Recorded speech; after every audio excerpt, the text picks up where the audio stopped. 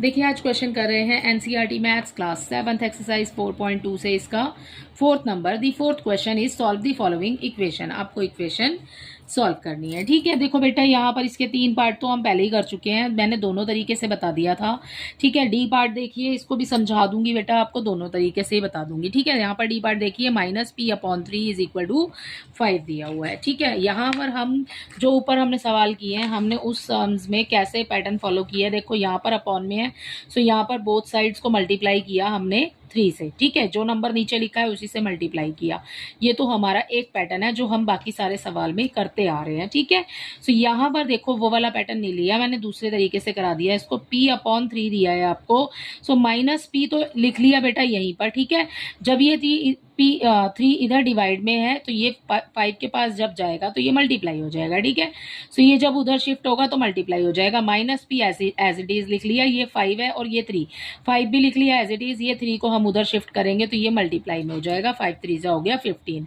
p है आपको minus में दिया हुआ है बच्चे, जब हम आंसर लिखेंगे तो वेरिएबल तो हमारा जो आंसर है वो तो माइनस में नहीं, मतलब p आपका माइनस में नहीं होगा, आपने ये साइन इधर लगाना है। ठीक है, ई पार्ट देखो, अब ये हमने पहले वाले तरीके से किया है। ई पार्ट देखिए, यहाँ पर 3p/4 है इज इक्वल टू 6। ठीक है, यहाँ पर क्या हो रहा है बेटा, डिवाइड हो रही है। ठीक है, अब क्या करेंगे, मल्टीप्लाई कर देंगे, मल्टीप्लाइंग बोथ साइड्स बाय 4। ठीक है, 4 से मल्टीप्लाई करें दोनों साइड्स को। ठीक है, सो ये है हमारी पहली साइड, ये है हमारी दूसरी साइड, हमने दोनों को लिख लिया और दोनों की मल्टीप्लाई कर दी 4 4 से। ठीक है, ये 4 से 4 हो गया कैंसिल, 6 4 हो गया 24। सो यहाँ पर 3p इक्वल 24। अब p के साथ में 3 भी तो है तो आपको डिवाइड भी करना पड़ेगा। ये लगाया p, रखा p आगे।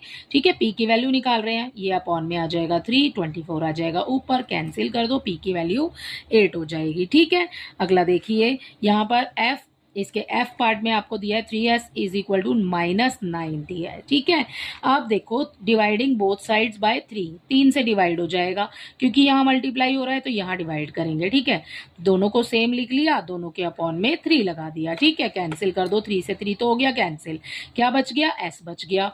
यहाँ पर 9 में से 9 और 3 लिखा है, इन दोनों को भी कर दो कैंसिल, 3 1 जा 3, 3 3 जा 9, 3 के टेबल में आ रहा है। ठीक है, -3।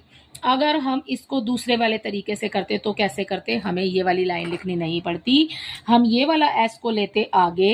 ठीक है, कैसे, यहाँ पर छोटा सा बता देती हूँ आपको, ये वाले s को ले लो आप आगे, इक्वल ये वाला जो 3 है आपके पास ये आ जाएगा नीचे, ये वाला -9 आ जाएगा ऊपर।